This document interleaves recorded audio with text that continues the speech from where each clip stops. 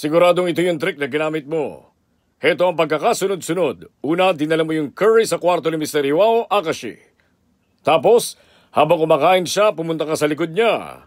Tinakpan mo ang bibig niya gamit ang table napkin at tinali mo ang kamay niya gamit ang cord na ginunting mo.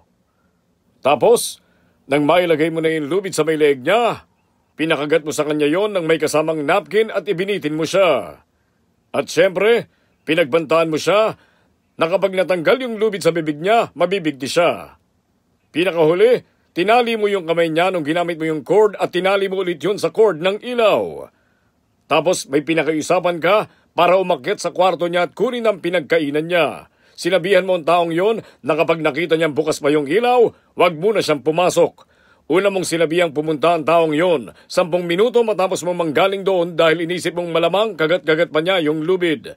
Tapos paglipas ng ilan pang sandali, siya ulit ang pinakit mo sa kwarto. Nang makita niyang patay ang ilaw, pumasok siya at nakita ang bangkay. At syempre, dahil kasama ka namin dito sa baba, meron kang alibay para hindi ikaw ang may turo na salarin.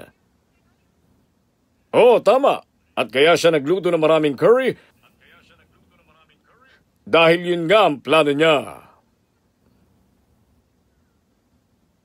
Pero kahit ganon, hindi sapat yun para patayin mo siya. Ha? Kung ganon, yung cord sa may kwarto niya.